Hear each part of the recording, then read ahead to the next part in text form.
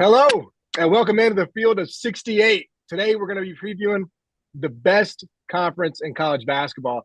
That's the Big 12. Before we get going, I want to introduce a brand new panelist that's going to be joining us throughout the season here on Field of 68. He's CJ Moore from The Athletic. He knows the Big 12 better than anybody. And today, of course, we're going to be talking about it, best teams, what the top five is going to look like, some new arrivals, obviously, for the powers in this league. So let's get it going.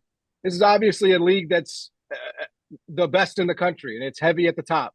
So, Jeff, how many bids do you think this league can get in 2024-25?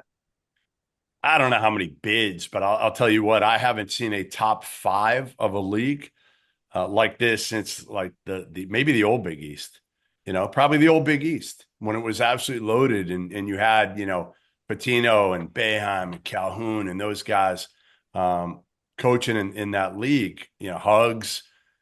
Like, I don't know if I've seen anything like that. When you look at the top five here and you say to yourself, all five of these top teams should be in the top 10 nationally. That's insane to me. Now, I don't know if they have the depth, like that's the one thing I still wonder about the depth. The bottom of the league, we'll see how good it is. But man, that top is a complete juggernaut. And I don't even know how you figure out. I can't wait till we try to weigh in on who our top team is, because I think we could have four different answers. Yeah, CJ, what do you think? Yeah, I agree with Jeff that the top is really, really good. I think that in past years the league has had better depth just because there hasn't been as many teams and it's been a little easier. Now adding some of these teams, you got like a UCF in there, who hasn't traditionally been very good in basketball. But in the past, the middle and the bottom were pretty dang good, and then you usually had two or three elite teams. Like Jeff said, I've got five in my top 10. I've got seven in my top 20 preseason top 25 from the Big 12. And I'll actually, last year I actually thought the league was down. I think that we can get into it later, but if I had a concern for Iowa State, it would be that I think Iowa State took advantage of kind of a down league last year, and I don't think the Big 12 had any elite teams outside of Houston a year ago.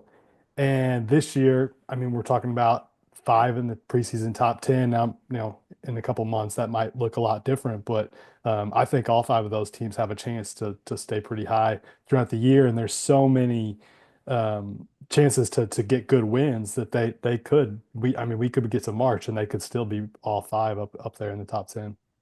Yeah, so Yeah, T.O., go ahead. I've got them tiered off. I think you have a team that could win a national championship in Kansas. They're going to be my top team. I'm not sure who you guys are going to go with. I'm probably getting ahead of myself a little bit, but then you have the next four, and I think we're all going to agree: Iowa State, Baylor, Houston, and Arizona. And then you have a bunch of people, in my opinion, that should go to the NCAA tournament. I think Cincinnati is going to be much better this year. There's a lot of talent. I'm a big fan of Dan Skillings and what he's able to do. Texas Tech's going to be really good again. Kansas State and all the money they spent, they should be solid. And then even BYU, who's just kind of sitting over there waiting, kind of in their own little secret bubble over there in Utah. And now you're starting to hear whispers of how good these guys really are coming out. And there's a lot of cash there. And there's a lot of cash in this league. Well. Hey, a lot of cash in this league. There's a ton of cash in this league, and that's part of the reason why it's so good.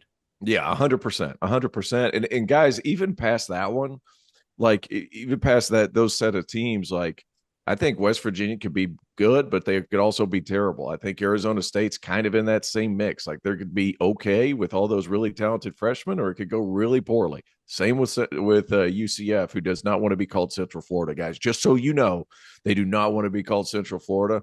And TCU's got some players that can go off and have big nights. So top to bottom, I think the bottom three aren't great. Outside of that, like they're going to be tough night in and night out. I think UCF should have to finish in the top 8 before they start to tell people what they should and shouldn't be called. Like that's what they are. They're the University of Central Florida. Yeah, I mean we didn't put that direction in there. They did. Change the initial. I mean, I didn't know, Terrence. I didn't know they didn't want to be called that. That must be a Big 12 thing. They weren't like that in the AAC. They weren't that bougie when they were in the American.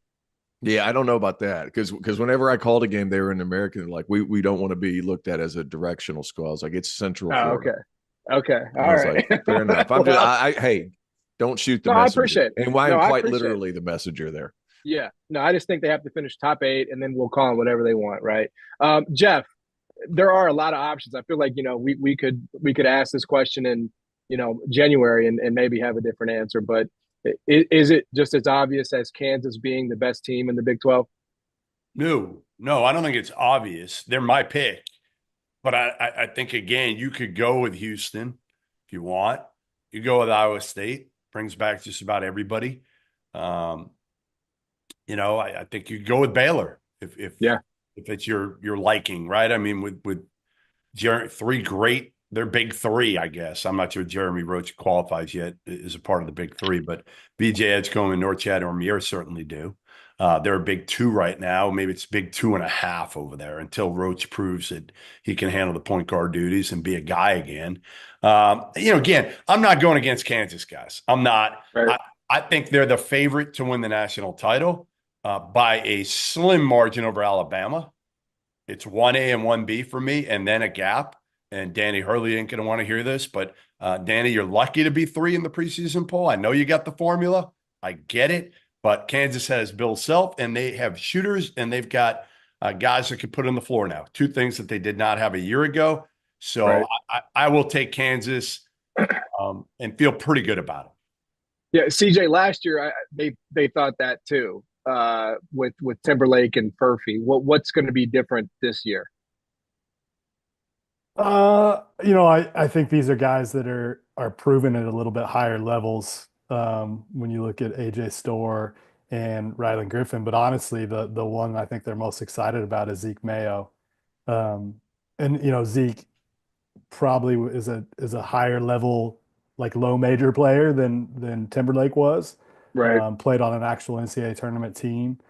I still have spacing concerns for Kansas because they will still play a lot of minutes with DeJuan Harris, KJ Adams, and Hunter Dickinson on the floor together. So I do think it helps a lot that you're going to put, probably. And AJ Storr is not he's not really a shooter, but he can shoot. So I think it's going to help that you've got some more scoring on the perimeter and you've got some more shooting out there. And I think the theory for Kansas for me that like why I would be a believer this year is Bill Self's, and they weren't bad last year, but they were bad for Kansas, right? Bill Self's like not going to be bad for 2 straight years. Like he won't let that happen. So I think that would be the best argument for like he's just going to figure it out. And they have Right. way more depth. They got so thin at the end last year. They were playing guys that should never be on the that would never typically be on the floor for a Kansas team. So I think he addressed concerns for his roster in the offseason. My pick, and I think like Jeff said, like I think you could go with any 5 of these top 5 and you could justify it. I'll go with Houston just because that's been such a consistent program for the last several years, and they return everybody except for their best player, and that's a very very important point to make. But I will say, late in the year last year, like they weren't even close to healthy, and they were still really good. And JoJo Tugler, like he was coming on when he got Yeah. hurt. He's really Yeah. really good. Terrence Arsenault. If you talk to NBA people last year going into the year, like people thought he was their best pro prospect, and he got hurt really, really early. So I think they're going to have really nice depth. And then the Milus Uzan was a nice addition. Like you can't expect him to come in and beat Jamal, but I think their other guards will be able to elevate themselves and have a bigger role than a year ago. And I mean Samson's track record these last 5, 6, 7 years is just insane. Like you go through Ken Palm, I think they're top 2 or 3 like for several years in a row. So Houston is just like I have the least number of questions probably about Houston than anybody else. So it's like to me that's the safe pick. But the Kansas ceiling is pretty high. But like Zeke Mayo is going to have to be a dude. AJ Storr is going to have to come through and be consistent and like play the way Self wants him to play. They need one of Mayo or Griffin, right? They need one of those guys to be at 40%. One of them. Yeah. And I think right now, like going in, if you ask them, it'd probably be Zeke is the one they feel better about. But like I'm thinking that, AJ Storr is going to be one of those guys that it could be like a Remy Martin situation where it's a tug and pull with him and Bill, like how he wants him to play versus how AJ sees it. And we'll see. I mean, it's really, really early and we haven't seen him play a game yet, but I don't think like just putting Kansas there is a given like it used to be. I think Yeah. I'm going Kansas just simply because like Bill Self and his pissed off portal mission went nuts this summer, and like he just didn't have the volume of guys that he's going to have this year. I mean, let's just say like a couple guys don't have good shooting nights. Well, you can keep going down the line. Last year that wasn't the case, and after about 7 or 8, even before they got hurt, we're kind of like, is this kind of where we have come to expect from Kansas? And I would say no last year. This year, however, worst case scenario, you're going to have to play a freshman named Marquise Passmore, who might be the best defender on the team on the perimeter. Like, there's just so many different ways that they can come at you. Now, shot making is still a thing, especially when you play those 3 guys. But DeJuan Harris has never really proven to not be a great shooter. It's just the fact that he just doesn't shoot them. So I think that's a big thing to kind of go back there. It's not his strength, but I think like he's been capable enough to where he can hit a couple. And whenever he's been good, they've been great. It's just a matter of like how he's shot the basketball. If I had to go outside the box, I'd probably go Iowa State. And I've been the biggest Iowa State critic because of this cheesy non-conference schedule they've played over the past couple of years. It's just been insane. But you look at who they bring back with Keyshawn Gilbert, Taman Lipsey, who I have as an All-American. I can't remember if it's second or third team, but I have him up there. I have him on my first team. How about this? Yeah, I mean, have him on my first team, which I know is crazy, but he defends, man. He defends and he wins. You have one every year. That's crazy. I mean, who was it a couple of years that's playing at Southern Miss? No, we can't go back a couple of years. Okay, just making sure. I didn't know for sure if we were going there or not. Is he still in college basketball? Right. Did you say it? Curbelo? Is he still in college basketball? Curbelo. Please don't ever mention that again. It's okay. I was a high on Curbelo. You said the name. Hey, CJ, new guy said the name. I didn't say the name. It was the new guy. No, you throw a couple of different guys in there. Momcilovic right at 11 points a game. Josh Jefferson, when he started to figure it out last year for Randy Bidda and St. Mary's, like that's when that team turned it around because like he's just another bigger athlete that can defend. He can make some decisions at the top of the key. And, you know, Deshaun Jackson's been everywhere, but he's been pretty productive where he's been. And we know that the coaching there is going to be superb. So how that goes, they could wind up winning it too. But if I had to pick one, it'd be Kansas. I think Iowa State's a little more in the mix than we're giving credit for. I will say this. I do like the fact that we did not come to like that stupid Monday Night Football consensus where everybody picks the same overwhelming favorite and then they inevitably lose by 2 touchdowns, right? We're counting CJ down as going with Houston, which, Jeff, I do want to ask you about. You know, one of the things that Kelvin Sampson prides himself on with that program is that they've had 3 point guards in 10 years. That just a remarkable track record of continuity there. And they got a new one this year. Jamal Shed has moved on, and it's Milos Uzan, as TJ pointed out. This is a big position for that program, and Kelvin has spoken so highly of him. Do you think it's just as simple as him coming in and continuing that tradition of great guard play there? What are your expectations for him in this Houston team?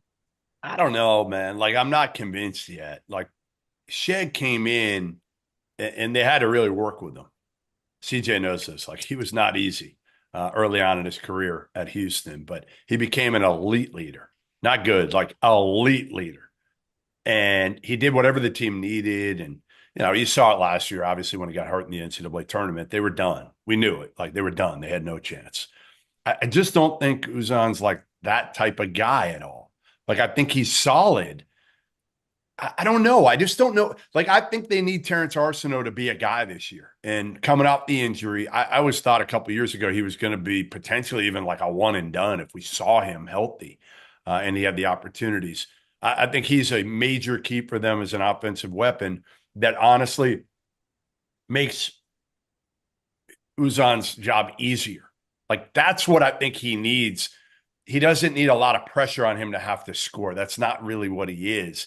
But if he doesn't have enough around him, I think that's going to be the issue I have with Houston. And they'll win with their defense. Like, we know that. They're going to win with their defense. They're going to grind out victories in the the 50s and 60s when they need to. But I worry that people like you and everybody are saying that about him. Well, whoever the point guard is, they're going to come in and Kelvin, they're just going to adhere to the culture and be that Well, guy.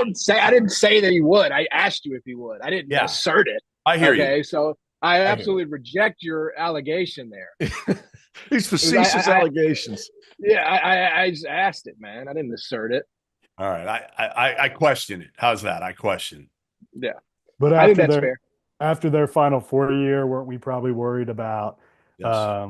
you know, how are you going to replace Grimes and how are you going to replace what was it, Dejan Giroux. And Sasser, Sasser. Like Sasser a year ago. Sasser was really get it. freaking good. But at some point, it doesn't always happen. Yeah. At that level. Yeah.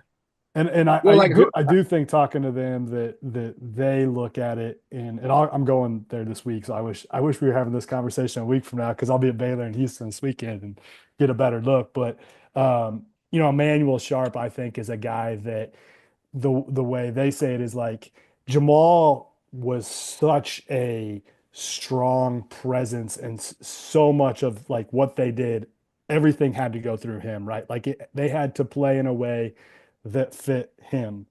And those other guys kind of step back and like, okay, this is Jamal's show.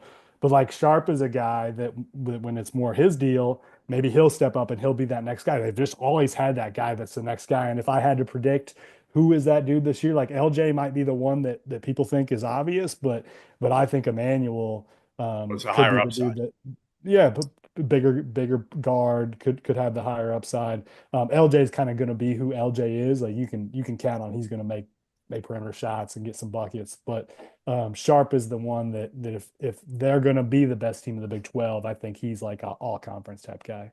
Let me ask you this, CJ, with Uzan, what's he really been known for at Oklahoma? Was he this tough kind of kid? And you would know this, kind of the off the floor talking to all the coaches.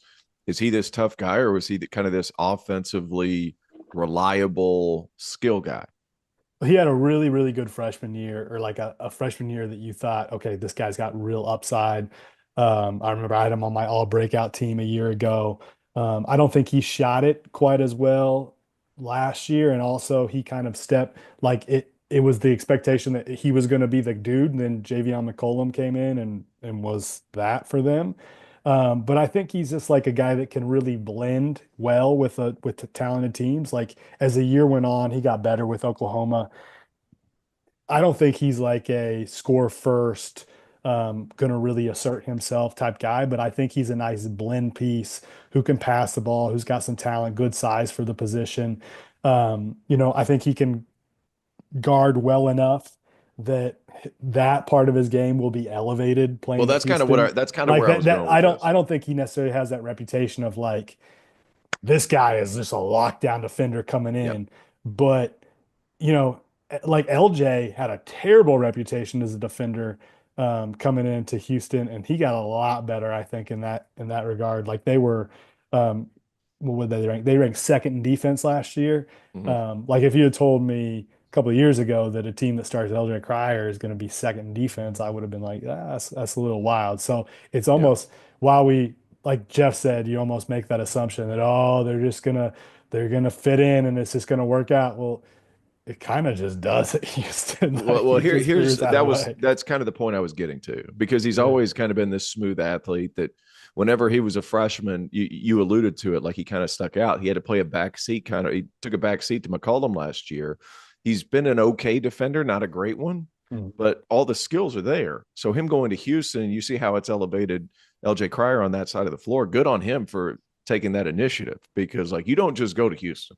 Like that's a lifestyle choice, damn near. Yeah. Yep. So that's true. It's true. Like, absolutely. So that's kind of where I'm at with that. Like, good on him for going. I think, was it the rising tide lifts all boats kind of deal defensively with Houston's a real thing. And just having that extra body switchable piece, connective piece that you're alluding to, I think that's going to help. But I think this is LJ Cryer's show offensively. But that's not really what Houston for. So if he can step in and be quote unquote the guy, I don't think that's necessary. Yeah. Kind of moving down the list here.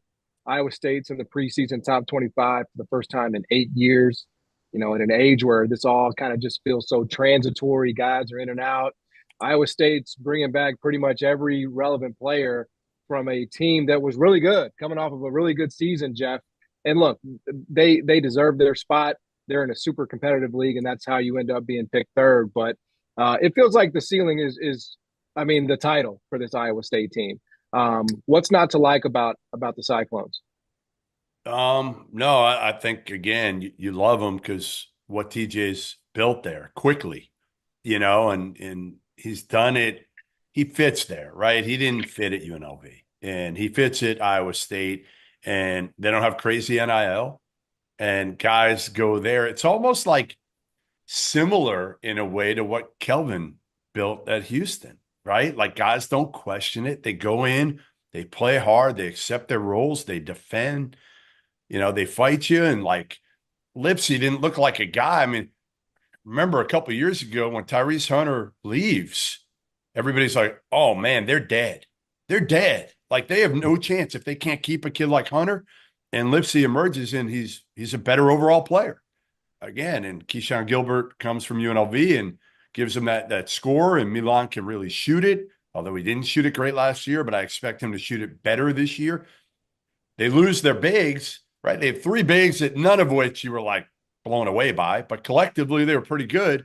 And I think they got more talented with the three bigs they added this year. And I think Joshua Jefferson is the guy. He's the X factor for this team because he gives them something they didn't have coming off the injury from St. Mary's, been well coached, different athletically than some of those bigs they had last year, different skill wise, probably as a scorer.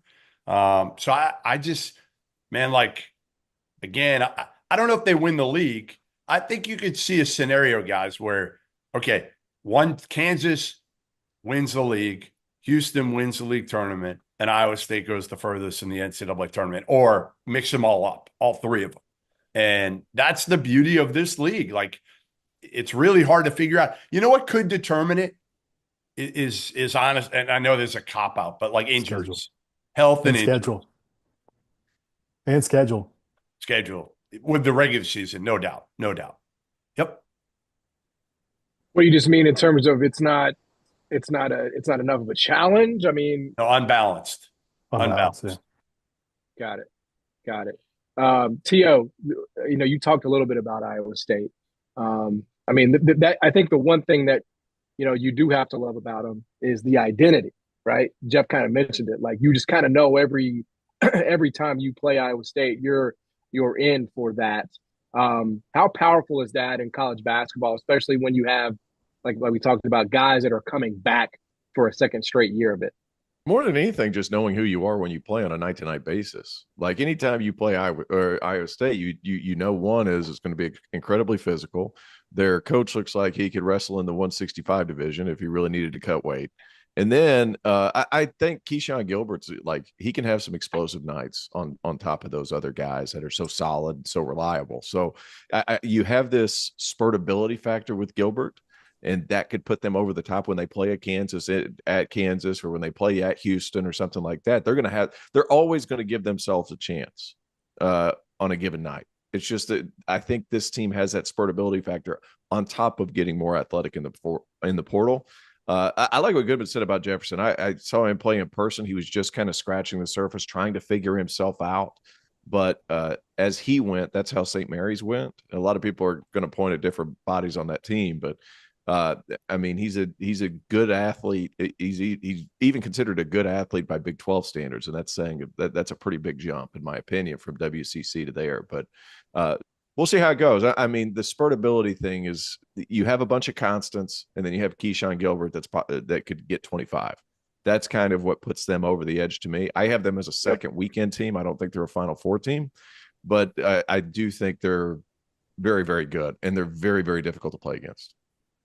CJ, I love this Baylor team, man. And a big reason why I love it is VJ Edgecombe. This is a guy that, yes, is coming in as a freshman. Yes, he's 18 years old, but if you watch the Olympic qualifier tournament, that Bahamas team was deferring to him and that's a Bahamas team that had Eric Gordon, that had Buddy Hield, that had DeAndre Ayton, and they were looking for VJ. So, how much do you think an 18-year-old like VJ Edgecombe, a freshman in today's day and age, can elevate a college basketball team, and specifically Baylor? I mean, the ones that have come into this league and done it like at a really, really high level have usually been super special. Kevin Durant years ago, Beasley at K-State back then.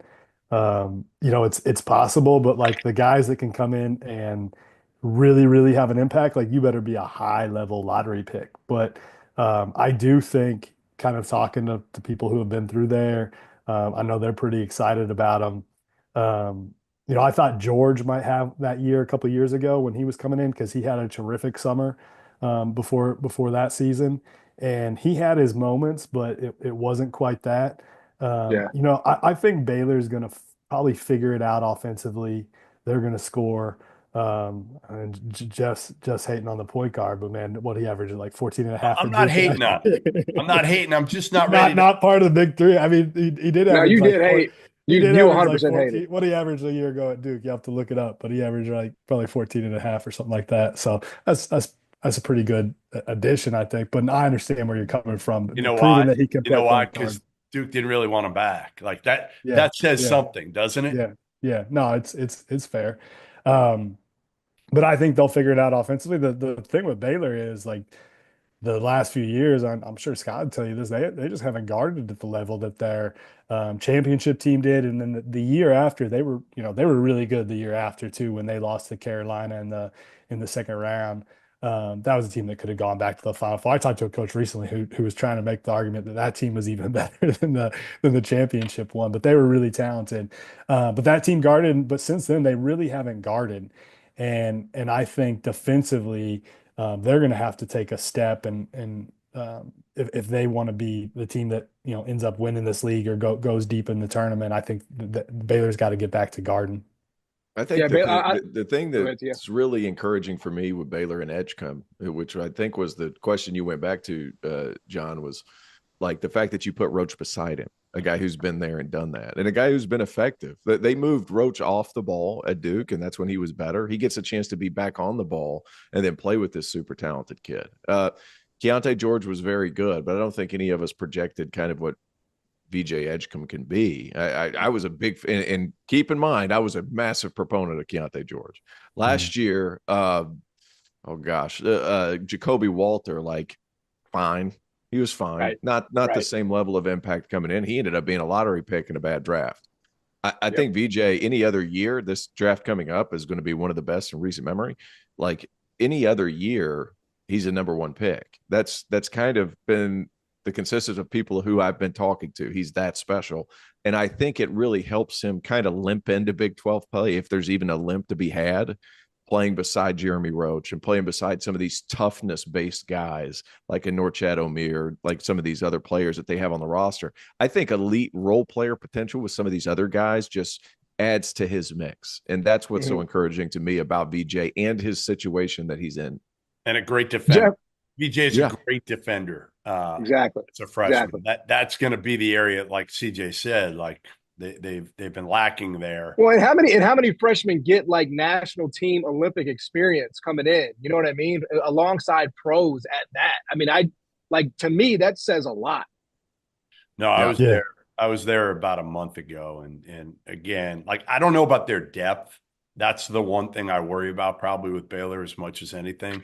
But when you start with the toughness of VJ and Norchad, holy crap. I mean, those two are tough MFers. Like, I'll go to war with them any day of the week. And Roach is mentally tough, right? He's been through everything. A key, honestly, like an X factor key for me is like Langston Lowe has to stay healthy. He's never been healthy in his career. But again, I just don't know if they have enough behind those three guys. And then as we're sort of, working through I guess it would be the Big Five, at the top here, the Big 12, got to talk about Arizona, CJ. And it's kind of the same theme, right, that Iowa State has. I mean, Caleb Love is back. Jaden Bradley is back. KJ Lewis is back. Again, when you return the biggest pieces, you add Awaka there inside. What do you make of this Wildcats team, CJ? Defensively, I think they could be better than they were a year ago. Just because, if you looked at the metrics when the big fella Follow. Crevis when Previous Crevis and was on the follow. floor over Balo, like they were better defensively and their numbers were better. So I think they've elevated themselves as far as maybe having a chance to be better defensively. Jay Bradley gives them a chance to be faster. We know how much Tommy loves to get up and down the floor. I think maybe he fits a little bit better at point guard than They were oh, massive at guy times last that year. went to Illinois. I'm blanking on his Boswell. name. Help me out, Boswell. guys. Yeah, Boswell. Boswell, Colin Boswell. So I think that they've got a chance to be pretty good. Trey Townsend, we'll see what he can be. That's a key there. Like how good is Trey Townsend when you go up that much of a level? That's always difficult. But I like their roster. They've got good depth inside. Going out and getting Toby Awaka from Tennessee. Like he's just a guy, but also he's like a guy that plays with great physicality. It's almost like an Iowa State type ad where you just go and get a really physical Yeah. guy that can bang in that league and is going to guard. So that was a nice addition. I think KJ Lewis, a guy that could maybe take a step this year. I liked what I saw out of him as a freshman. Contributing to like a top 2 seed team as a freshman is really hard, and he was a guy that came in and gave him meaningful minutes last year. So there's another team that could very well go out and win this league. I mean, what Tommy has done in the couple of years that he's been at Arizona, like he has been a high seed every single year. I think he won the Pac-12 2 out of 3 years. Is that right? Yeah. He's been there. So, he and the other year maybe finished second. So, their team that's in conference play has always done really well. Now this is a different beast. This is a different beast than the Pac-12 was, but I like That's the what I was going to roster. say. Yeah, Listen, I like the roster. the Pac-12 last year stunk. It Yeah. sucked. I Yeah, mean, it it was really bad. did. Let's face it. There were so many easy wins in that league last year. Now you're going up against big boys most nights. You still got some easy ones. I haven't looked at their conference schedule to see what the unbalance is of it. But, Caleb Love is what he is. He got better, but he is what he is, right? Like you're going to win a lot of games with him. You're going to get this is exactly what I said a year ago would happen, right? They win a bunch of games. They get to the Sweet 16. He'd maybe shoot his way into the Sweet 16, and then he'd shoot his way right out of the Sweet 16. And this year will be no different for Arizona. It'll be the same story. They'll be good. They'll be top 25 good most of the year. They'll win a game or two in the NCAA tournament, and then they'll get knocked out. I do think though, like kids do evolve sometimes, and the conversations I'm sure they've had with him is, hey, if you want to be an NBA player, you got to be efficient. And his efficiency did go up a year ago, but it's got to probably go up even more. How could it not? How could it not go up? Yeah, 2 yeah. years Hey, CJ, when you're at the bottom of the ocean, you can only go left, right, or up. I think that's what my high school coach. He had a pretty dang good year. Yeah, that's what my high did. school. No. He got better. He got better. But again, it's still when you're relying on Caleb Love, when you are relying on him, it's still there were more ups and downs, but you're going to have one of those. And can you sustain it with Jaden Bradley and KJ Lewis? I'm not sure they're the right guys. They're both. I love their toughness. I love their defense. I think they're kind of multi-dimensional in some ways, but they're not great shooters. They're not guys you depend on like. And again, Townsend is going to be a piece. The kid DeLorso from Campbell going to be a piece. They're going to win a lot of games because Tommy can coach. But as long as you have Caleb Love, I just think it's hard to have that consistency, especially when it gets in the tournament. And for Arizona fans, and I went there, like at this point, they're like, we want to get to a Final Four. We're tired of just winning regular season games, winning regular season championships. That's great and all. And Tommy did a crazy good job taking over for Sean Miller, right? And getting that program, sustaining it and getting it back kind of level after all the stuff that had happened with Sean at the end. But I just don't know if a team with Caleb Love is, and I know I say that with him taking him to the championship game. Yeah, I was about to say he went to a national championship game. I get it, but he just that's what people who act in bad faith do, right? They just sort of bring up the stuff that supports their argument and ignore everything else, Tia. That's how Jeff – that's what Jeff is doing. Like, he shot North Carolina to the title game as a what? What were they, an 8 seed, a 9 seed? Weren't you supposed to – leave that out. Weren't you supposed to go to a commercial already? Yeah, I mean – you tell me, man. This is your business, man. You tell me. Hey, hold on. Before we go to commercial, because we're going to take a commercial after Arizona. A few things. One, Caleb Love was Pac-12 Player of the Year last year. Does he need to be more efficient? Sure, but he's pretty damn good. So they're going to win a lot of games. Could he make it? Could they make a Final Four? They could. I don't think it depends solely on Caleb Love. I think some of those pieces that they brought in, how are they going to adjust? I like what they can be defensively. I like what CJ said there. They're not as huge, but they're a lot more versatile in the lineups that they can throw out there on a given night. That's encouraging to me. And I agree with you on KJ Lewis. That's a big, strong dude. And whenever you're able to contribute some things at his size, he's got some positional switchability where he can be and where you can run him on the defensive end of the floor because of that athleticism and physicality. I like the team. I like that you can throw different lineups out there. I think really, but guys might think I'm crazy. If Anthony Del Orso's game translates, it's a game changer. Do I think it will translate? I don't know, because I saw him play it in the CAA. Save that hot take for the end, Tio. And he was awesome. He was awesome. I don't know that it will translate to Big 12 play. That scares Trust those me, eyes, man. Trust those eyes. Yeah, that's the headline, Johnny Martin. That's the headline. Tio says Anthony Del Orso is the game changer for Arizona. There you go. They're going to miss Pell Larson, so that he he's a dude that was the glue guy for them. Like, he is a huge loss. Mm-hmm. Yeah. Well, look, we still have quite a bit more to get to. Obviously, we'll talk about some sleepers. Take us to break, John. How Jeff Goodman helped engineer, Coleman Hawkins to Kansas State. We'll get into all of that and more here on the Big 12 preview. Stick around. Back after this. If you haven't heard by now, we have partnered with BetMGM Sportsbook. We're going to be using BetMGM lines to make all of our picks, and we'll have special offers for the listeners and the viewers of the Field of 68 throughout the year. If you haven't signed up for BetMGM yet, you can use bonus code FIELD, and you will get up to a $1,500 first bet offer on your first wager with BetMGM. The best part, all you need to do is deposit and bet $10 of your own hard-earned money to be eligible. Here's how you make it work. Download the BetMGM app and sign up using that bonus code FIELD. Deposit at least $10 and place your first wager on any game, and you will receive up to $1,500 in bonus bets if your bet loses. Just make sure that you use that bonus code FIELD when you sign up.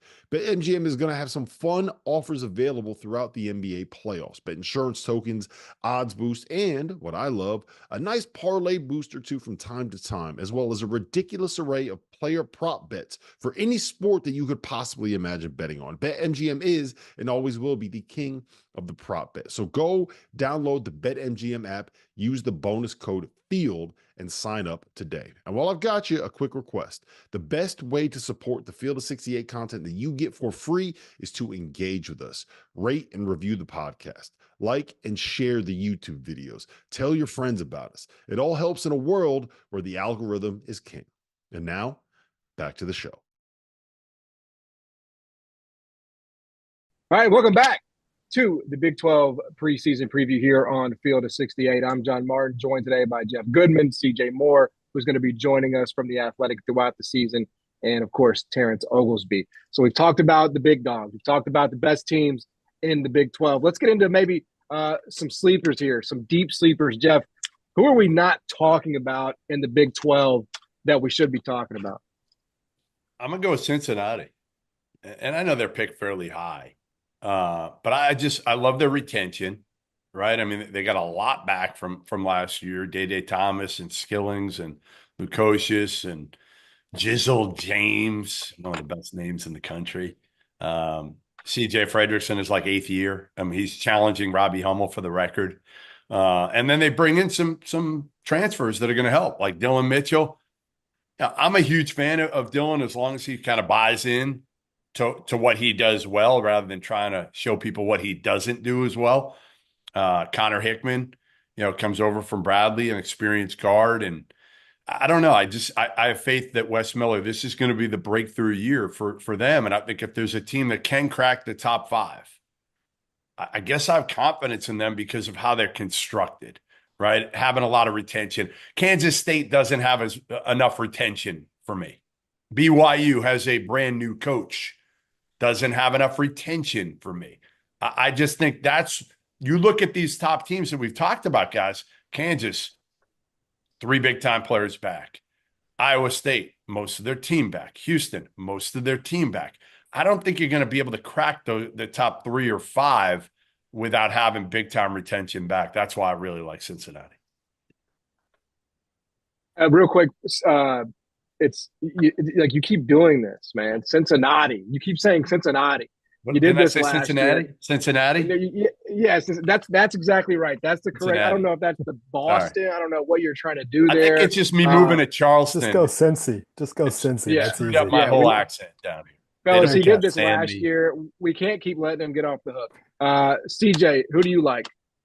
So I'm right there with them with Cincy. I also like Texas Tech. Like those are 2 teams I think both of them in my top 20 or right around there nationally. So while they're 6 and 7 here in the Big 12, if you got two teams that are going to be top 20 teams, those are really, really good college basketball teams. He kind of went through it with Cincy. Really smart transfer additions and not just Dylan, but also the kid they got from JT Bradley. Toppin. They got JT Toppin. JT Toppin from New Mexico. No, I'm talking about Cincy. But excuse me. Yeah, still Cincy. Yeah, Connor Hickman from Bradley is also a really good addition. I was talking to Wes. I talked to every top 25 coach or damn near that we have in my top 25, and talking about him, like how hard it is for him to pick a starting lineup because they got like 7 or 8 dudes that you could justify starting. So I'm with Jeff. I really like that team, but Texas Tech also, like, look through Grant McCaslin's pass. Like the dude just always figures out a way to win. Darian Williams, I thought was one of the better transfers a year ago and really came on in Big 12 play. Chance McMillan was a stinky good add a year ago. And, I think with more minutes for him, like he has a chance to elevate. Is it possibly addition by subtraction, getting rid of Pop? He had some big moments for them, and he's almost like a extreme case of what we were talking about with Caleb Love. Like Pop will win you some games, but he'll lose you some too. I just think the chemistry and like role definition might be even better with this team than it was a year ago. Than you said already, JT Toppin. Like, yeah, I love that. That's one of the best ads in college basketball, right? Like he was a real dude last year for New Mexico as a freshman. And, if he is somebody that can really emerge as one of the better front court players in this league, then they got a good shot. I think point guard play is the concern. I think that's the question mark with them. Elijah Hawkins has to be a guy that sets people up and can handle playing on a really, really good top 20 team. He was solid at Minnesota a year ago, and I think he's got a chance. But I think point guard play is probably the biggest concern I have. But other than that, like I really like this roster. Are we just going to ignore Field of 68's own Kansas State? Is that what we're doing? Is that how are they? We bring them in just to not even give them the credit that they're due. That's all we're doing here. Right. Is that what we're doing here, Goodman? We're not even going to talk about Kansas. No, State. we're going to talk about. We're going to get there. But I have concerns. I do too. I was out there a couple weeks ago. Who's really their guy? I think that's a big concern. They paid a lot of money for a lot of guys. Who's the guy? Okoronkwo is a really good player from Stanford. He's a piece. If it all comes together really well and Doug McDaniel is as good as he can possibly be, that's a big question mark. How does he go to the Big 12 from a Big 10? I'm just gonna shrug. So like there's a lot of potential there. Is the production going to come in bulk from everybody? Because there's some egos that are going to have to take a back seat because they brought in a lot of guys. They paid a lot of guys a lot of money. How's it going to work long term? I love both of your picks. I think Texas Tech, the fact that They weren't great defensively last year, just very middle of the pack in the Big 12. They go out, they've grabbed some defensive-minded guys with Toppin, and they grab Federico, who didn't average a ton of points, but he's going to be able to help them. That's a big one. Love Cincinnati. I've spoke at length with them earlier in the pod, so I'm going to skip that part. But I think BYU has a couple of guys, Igor Demon, who's a pretty damn good player by all accounts. So are they going to be good right away? I don't know that answer because we don't know how Coach Young's going to run that group. So I'm excited to see how that goes. If I had to pick one, it would go Cincinnati. But, as far as Kansas State, Coleman Hawkins going to be able to do, they brought in some guys that were these highly touted McDonald's All-Americans type player that didn't work out at their first stop. Is there some magic potion down there in the Little Apple that can turn things around? I think that they could be an interesting storyline. It's how the I'm just going to go. It's how the pieces fit, John. 100%. More than anything, can you really play Coleman Hawkins at the 3? I say no. Maybe for 5 minutes. So that's something you say to get him in the door, and then you just fix it. But you need to find a 3. You need to find 3. Okay, 3 guards. To me, the Jones kid coming over from Cal State Fullerton, that's Max, right? CJ. Max Jones? CJ. I confused the two. No. No, there's a Max too. Sorry. There's a Max CJ. Jones is Cal State Fullerton. And then, CJ Jones is from UIC. Right. Yeah. So Max looked great a couple weeks ago. So could you go with a 3-guard lineup, which is what I would personally do? I would go with Doug, Howson, Max, and then go big up front with Coleman in either Akor or Onyensu. So that's what I would do. I don't think Coleman can guard 3s. I don't think you want to put him in that spot, especially when he was hurt last year. This team's going to be very interesting. I have him in the top 25, but I got to see it to believe it with my own eyes. Yeah. I mean, look, here's the hustle in college basketball, okay? You promise a position. Everybody's going to be a point guard, whatever, a 3-man. Then they get on campus. We're playing positionless basketball. That's right. Positionless, right? I mean, come on, Goodman. Get with the program, man. We're playing positionless basketball in 24-25. I don't think – I'm just going to go on the record here. I don't think they're like a sleeper to win this thing, but I think West Virginia can be really competitive next season. I think they're going to really spoil some teams' seasons potentially. Because, you talk about fitting in, Jeff, like how the pieces fit together. Well, a lot easier when, your son is the best player on the team. And we've already seen that, right, at Drake. So I like what they did, bringing him over, obviously, Javon Small, a couple of nice young pieces as well. I don't think it has to be a devastating year for West Virginia. I think they could be relatively decent in that league under Darian DeVries. So I'm going to call them out. All right, here we go. Boldest take, Jeff. Boldest take of this Big 12 basketball season is what? 2 teams I don't know if this is bold, but 2 teams in the Final Four, and Kansas wins the national title. I don't think it's bold necessarily, but to have, 2 bold. teams in the Final Four from this league and have Bill Self win another national title. I don't know how super bold it is, but I'm going to go with that. I think it's pretty bold considering how often we twerk for the Big East on this network. So good point. I think it's pretty bold. And we got the ACC for TO over here, who's probably, That's right. Yeah, you guys were talking about Arizona. What happened to Arizona? They ran into a freaking buzzsaw. That's what happened. Right. They sure did, pal. They sure did. All right, CJ, what you got for us? Bold, man. I don't know. I think you opened it saying how many teams could make the NCAA tournament. To me, there's like 7 locks. Those 7 that I think are in the preseason top 25. Now, locks is that's probably a bold take just because we're sitting here in October. But I like those 7 to make it.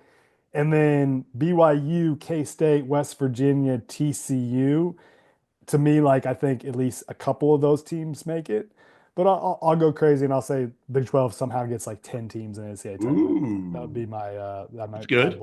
That's good. I like it. We're very close to the whole entire league. One day, CJ, one day we'll get the entire league in there. Josh Pastner once had the entire ACC. So I think that was the year they only got 4 in too. And props to you by sticking to your AAC loyalty and getting Javon Small in there. A former AAC player. That's right. I Got do to, like bro. the Small DeVries duo. That's one of the better duos in the league. And Yes. watch out for Amani Hansberry too. I love that kid. I love that kid in high school. I think he's got a shot. He kind of got buried at Illinois last year, but if he's a player, I'm going to be excited because I loved watching him on the EYBL circuit. West Virginia ruined some Christmases and they end up top 6 in the league. Oh, top 6? Yeah, Let's they'll go. end up in conference top 6 in the league. Oh, And Tio I gets like an it. invite to the DeVries family Christmas that's this right. year. He In does. Morgantown. T.O. and Oh, Morgantown. yeah, we'll burn a couch. I'll burn the shit out of your couch. That's invite me up bold. there. I like it. I like it. That's bold. That is a bold one. I'm gonna go individual. I'm gonna dedicate this to Goodman too, and I think this could happen. Oh, Caleb Love, Naismith College Basketball Player of the Year. Let's go. wow. Why can't it happen? Why Well, it can't it could. happen? It could. He could average. Listen, he could average 22 this year, and it wouldn't shock me. The efficiency numbers are going to be the key. Is it 22 on 30 shots, or are we talking You got to shoot him to 22 get. You got on- to shoot him to get 25 a game. That's right. That's right. Tio know knows about what's getting up. them up. Tio's a shooter. You know about? Tio's Hey, a you know shooter. about it. Yeah, It's good. It's good. We have some some expertise on this show, Tio. That's right. You that's know, right. there's- Tell him, there's John. no- Tell him. There's no question about it. You relate, man. You walked in those shoes. You know exactly what he's doing. I think that's but possible. Hey, yeah, fellas, this has been a lot of fun here today previewing the Big 12. We're going to be doing this obviously throughout the week here on Field of 68. We've been doing it for the last couple of here, previewing every major conference. We'll continue to do that here as we ramp up for the start of the college basketball season. It's right around the corner. For Jeff Goodman, for CJ Moore, for Terrence Oglesby, I'm John.